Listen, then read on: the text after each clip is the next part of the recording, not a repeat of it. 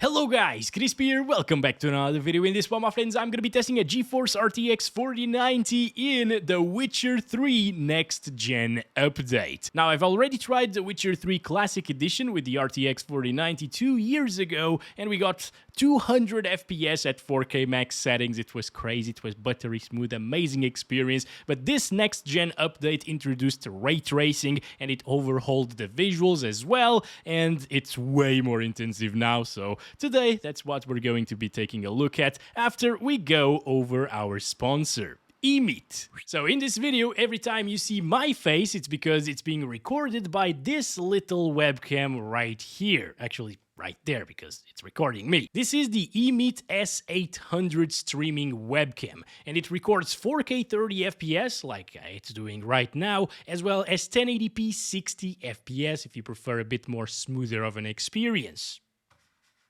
It has an 8 megapixel half-inch Sony sensor, HDR support, a very quick autofocus, look at that. And it also has dual noise-cancelling microphones built into the thing, which sound like this, by the way. It's also plug and play, so there's no need to install any drivers, which is nice. Wait, they're killing me. What? No, stop it, I'm in the middle of a video. It even features a privacy slider, by the way, if you don't want people to see your horrible gameplay, if for some reason the camera is looking at your monitor. And this is selling for $110 at the moment with their Christmas sale as well. So be sure to check it out down below in the description if you're interested, and let's move on with the video. Okay, let's go over the PC specs now. I've got the RTX 4090 installed with the latest NVIDIA drivers, of course. This is the Asus Strix version of the card. You can see all of its specs right here in Tech Power-Up's GPU Z. Resizable bar is also enabled, and over on the left I'm pairing it with a Ryzen 9 7950X3D CPU with half of its cores disabled, making it pretty much the same as a Ryzen 7 7800X3D. And finally, on the memory tab, I'm using 32 gigabytes of it. And first up, let's go over the settings. I am starting at 4K resolution. I'm also going to test other resolutions in this video. DLSS frame gen is turned off, but we'll also try that out in just a little bit as well.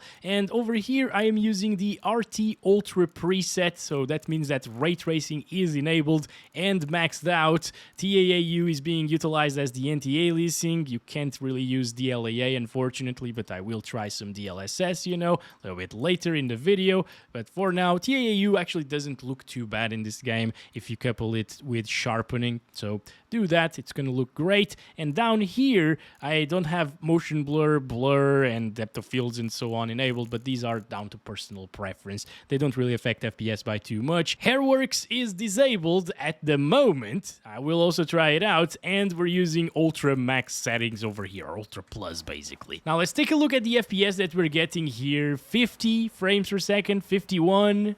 Alright, that's without Hairworks enabled. And what's interesting is when you enabled Hairworks in the classic version of the game, it dropped FPS by 25%. It was crazy. But here in the next gen version of the game, if you enable it set to 8 times AA and high preset, it actually doesn't do anything. It drops 1 FPS, I think. That's it. 1 or 2 less FPS. So I'm just gonna keep Hairworks enabled in this video, alright? And, well, let's say hi to Roach over here. Hello, Roach! How's it going? Beautiful stuff. Nice to see you here in The Witcher 3. It's a little bit more clunky, the movement, than in Red Dead Redemption 2. So I think I prefer the Roach in Red Dead Redemption 2, even though he tries to kill me a lot. But anyway, that's besides the point, of course. The game looks absolutely gorgeous right now. I mean, doesn't it? The graphics are beautiful. The vegetation is where you can see the biggest difference, I think, compared to the classic version of the game. It's more dense. It has more leaves, you know, on the grass and stuff like that. But, like, there are ray traced reflections everywhere as well. On the water, it looks very pretty as well. It's an amazing looking game, basically. But it's super, super intensive. It's just, like, we're getting less than a fourth of the performance of the classic edition. It's crazy. I remember testing the RTX 4080 here and getting like 30-ish frames per second. So yeah, the performance didn't really change compared to when this next gen update released. yeah, it's still a very big performance hog, you know, and it's mainly due to ray tracing as well, because, you know, RT being RT is super demanding, and if you want to run native resolution plus ray tracing, it's going to be a problem, even with an RTX 4090. And I mean, this is playable, okay, you can definitely still enjoy the game like this with 40-something FPS. It's that there's a little bit more than I'd like, but overall it's not too terrible of an experience stuttering-wise. We got a big one right there as I was talking about that. But anyway, we still got some tricks up our sleeves, right, in the form of DLSS and frame generation, so we can definitely still make it playable and more enjoyable smoothness-wise, because visually right now it's absolutely stunning. There is a ton of shadow popping though, I can notice that. Yeah, for sure. Yeah, look at this, look at flickering shadows and so on. What? That's not the ray tracing I remember seeing. What? That's not very realistic, is it? Oh yeah, let's check out the water here. Roach doesn't swim, unfortunately, but I do, I think. Yes, you can actually swim in this one. Look at that. The water looks really nice in this game. Even in the classic version, it always looked really, really nice in terms of water. It kind of reminds me of some water in Minecraft with shaders, honestly. It has that vibe that I want to swim on it. I want to go there in real life and swim on it. But anyway, let's stop it right there, guys. I think that's been it for native resolution at 4K with maxed out settings. 4090 is struggling a little bit, but we still haven't killed it, right? Or we haven't destroyed it, let's say. Let's try it with some DLSS set to quality here. Auto is actually performance at 4K, by the way. But I do like quality myself, and it seems like it is going to give us quite a decent boost in FPS, just by the FPS that we're getting here. But in terms of sharpening, I'm actually going to lower it to low instead of high, because on high I feel like it is a bit too over sharpened whenever you enable the DLSS. So setting it to low, everything else is still exactly the same, maxed settings, and we're now getting, instead of like 55, 70s and 80s, yeah? We were getting 50s over here. Of course, inside of the city, it was down into the 40s, so it's more intensive there. Definitely feels a lot smoother now. Dropping into the 60s, by the way. Oh, boy. I think it might drop into the 50s still. Actually, I want to see the FPS now in a forest area, because it actually tends to drop more FPS there than in the city areas if you are GPU bound, and we are GPU bound here with the 7800X 3D equivalent CPU. Also, in terms of graphical fidelity and sharpness and detail and so on, with quality DLSS, it looks very similar to 4K native, guys. Maybe there is a little bit of shimmering on branches, the very thin branches, you know, but that's about it. Aside from that, it looks absolutely stunning still. It's a way smoother experience with 60 FPS now. Stuttering still, of course. But yeah, even on the thin grass and stuff like that, that still looks really good and detailed. I think YouTube compression is gonna kill this completely, the visuals in this video, because of the amount of detail that there is in this game. But anyway, in dense forest areas, as you can see, it actually does drop into the 50s, unfortunately. Can I kill these bastards? Hello? I want to kill you. Yeah, there we go. There. Yeah, boy. Come on. There we go. Very easy, very easy. Goodbye, Bob. These are the Bobs of this world, right? Wait, I just won an achievement. That's beautiful. Okay, Roach, stop it. Stop attacking my Roach. Okay. What the hell? Why are you so strong now? Why? I don't like this. There we go. No, how are you not dead? You're 0 HP. I can see it. I can see that you're 0. Okay, there we go. Finally. Also, this worries me a little bit, the performance of this game, because The Witcher 4 is coming out in 2025. I am super excited for it, by the way, and that's mainly why I'm making this video now, actually. And I think it's gonna run like crap, honestly. I really hope CD Projekt Red knows what they're doing with the move to UE5, because I don't find that move very good. I prefer their red engine from Cyberpunk, you know, like that can actually be optimized. It looks great at the same time. I just don't get the move to UE5. But anyway, that's besides the point. This is running pretty well, dropping into the 50s though, but You know what? It's a good baseline to enable frame generation. Oh my gosh, so many people. What is going on? Why are they all clipping into each other? Oh my. What is going on? It's the next gen, my friends. Next gen physics there. Anyway, I'm gonna stop it there and enable frame generation now. And with FG on, we get...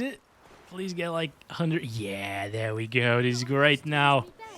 We get sort of a high refresh rate experience. It is a high refresh rate experience. I can definitely feel those extra frames. It feels really, really smooth when it's not having some struggling with the frame time spikes, because, you know, this game has a lot of that. But yeah, it's now a high refresh rate experience. GPU utilization dropped down into the 80% range and 90% range, which is very weird. Because I have seen this happening previously in this game.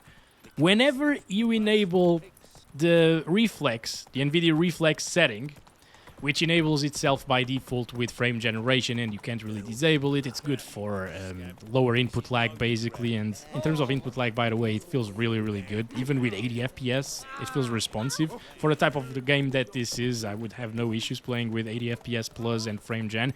But yeah, with Reflex enabled, it always drops down GPU usage like crazy. Even if you don't have frame gen enabled, I tried this before I started recording, and I was seeing 80-something% GPU usage at 4K DLSS quality. It's crazy, guys. But well, at least we are seeing a good improvement in terms of FPS. It never drops from 60 FPS anymore with the quality DLSS enabled plus frame generation. In terms of input lag, I guess since the GPU usage isn't maxing out, it also helps with input lag as well, because that's usually what happens in games like Counter-Strike 2, for example. So I think something is a bit off when it comes to the Reflex in this particular title. Look at this. Over here, it's fluctuating GPU usage once again. It could be a CPU bottleneck, but I know it's not a CPU bottleneck, okay? Because, for example, if I go over here...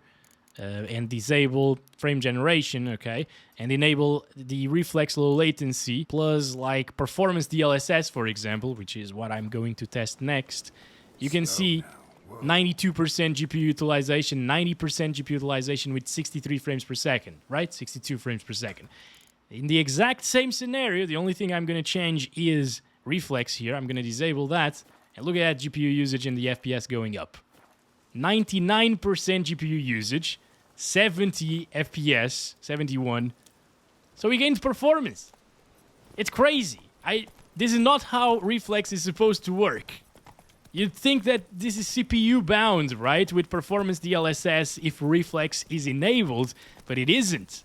If you disable the Reflex, the GPU usage goes up and it's not a CPU bound scenario anymore. It wasn't previously either. It was just because of Reflex. But yeah, it's very misleading in this game, and if you do have Reflex enabled, make sure to disable it if you're not using frame generation, of course. With FG, you can't even disable it. So let's start counting our FPS. This is performance DLSS at 4K resolution, and now I can definitely start noticing some weirdness, some artifacts, I guess, in the picture from that upscaler, because now it's upscaling from 1080p resolution, you know. But yeah, like even the grass, for example, still looks incredibly detailed and sharp, but some things, especially running around bushes and moving trees because of the wind and stuff like that, yeah, they're definitely lower quality than they were on quality DLSS, and it is noticeable, guys. So if you have a big 4K screen, or if you're playing on a TV, I would still stick to quality DLSS plus frame generation. I think that's the way to go. But I think if you have a smaller monitor, maybe a 32-inch or a 27-inch monitor at 4K resolution, playing with performance DLSS won't really show that much more shimmering or aliasing or pixelation, because it's going to be harder to spot. I am using a 4K TV for this, 42 inches, and that's why I can actually spot all of these imperfections, all of the aliasing as well. Yeah, those ropes over there are definitely looking aliased as hell, some of them. But I mean, is that the end of the world? Definitely not. It's just little details here and there that you might or might not notice. And I would not really utilize frame gen here with the performance DLSS. I would with quality DLSS because it dropped from 60, but here I wouldn't. Still, if you are interested in that, let's enable DLSS frame generation. And on top of performance DLSS, we get up into the 120s, 110s, 80-something% GPU usage, which is, again, really weird to see and kind of counterintuitive, because in Microsoft Flight Simulator 2020, another extremely intensive on the CPU side of things title, it was also almost never GPU maxed out, and as soon as you enabled frame generation, it was 99% GPU usage all of the time. In this one, it's the opposite. It's really, really weird. It's not a CPU bottleneck, once again, it's just something weird going on. It's still an amazing experience, of course, and if you value the higher refresh rates, well, this is definitely a decent way to play the game, but I think I would prefer the slightly lower FPS, slightly higher input lag experience, which wasn't really too noticeable either, and slightly better visual fidelity at the same time from quality DLSS instead of performance DLSS. Look at that, by the way. Those reflections in the faraway distance, they also don't disappear whenever the objects are off screen, so that's nice. Oh, good job, Roach. You know what? I am sorry that I called you not the best Roach, and I preferred... Oh my god! And I am sorry that I said that I prefer the Roach from Red Dead Redemption to You Are the Best Roach. But alright guys, that's about it for the 4K resolution in this video. I will turn off DLSS frame generation. I'll also turn off the DLSS itself. And now, I think we should try it with the 1440p resolution. So here we have it, 2560 by 1440, max settings, native res with ray tracing and everything, still looking absolutely gorgeous, even at this resolution, even on a 42-inch monitor, okay? I mean, I can definitely tell it's not running at native res, but 1440p is very pretty over resolution. I really like it, guys, okay? And look at that, we're getting 60s, even inside of the forest here. It might drop down into the 50s here and there, of course, and it will probably, because it's so close to 60 FPS now. But it's a pretty nice experience, guys. Not gonna lie. Wait a second, we should probably fight all of these guys, right? No? You will smash my face? You're definitely not going to smash my face. I want to do this. Oh, I'm sorry, Roach. That wasn't for you. Why can't I smash your face? I really wanted to fight these guys, but okay. That's it, Roach. That's not it, Roach. Oh boy, 60. Has it dropped already? I don't think so, right? What was that? It's Roach, my friend. Oh my gosh. The clunkiness of this game sometimes. Alright, let's go down here. Walk around. But yeah, I don't think it has dropped into the 50s yet. Hey! Come on. I was looking around at the FPS and stuff. Stop doing that, please. Oh my. No. This is terrible. I want to go. Roach, I want you to save me. Come on. Are you here? Yes. What are you doing here, Roach? It's so weird of a place to be at. Also, the sunflowers, they look amazing in this game, by the way, with the next gen update. Really pretty. Like, the textures and everything are really pretty. And apparently, if you are playing at 1440p resolution... Roach, are you feeling all right, buddy? Why can't I go here? Why is there an invisible wall? Hello? Can we go? Backwards. Yes. What? Okay. Oh, that was super weird. Invisible wall, but going backwards is absolutely fine. Okay, let's keep on going. Oh boy, if you are at 1440p with the RTX 4090, you can still play the game at your native resolution, full ray tracing on. I mean, we shouldn't say full ray tracing because they now call path tracing full ray tracing in games like Indiana Jones and stuff like that. But yeah, you can You can play it absolutely fine here in the city. It doesn't even drop from like 80 frames or 70 frames actually. I would still probably utilize frame generation over the native res here with TAAU, because if you use DLSS quality, you'd be upscaling from 960p resolution. That's not too great, you know, and you can actually start telling a bigger difference in terms of the visual fidelity and the sharpness of the image and stuff like that compared to DLSS at 4K, you know. But here with DLSS frame generation enabled, you just get the extra frames on top of native resolution. Still looks pretty much the same as native resolution, just a tad bit softer because FG does that. Honestly, I think in this game, probably because GPU doesn't max out and it goes to like 80% usage with FG enabled sometimes, the input lag is almost non-existent. It's really, really hard to notice. Obviously, we're getting insanely high FPS at the moment, 150 almost.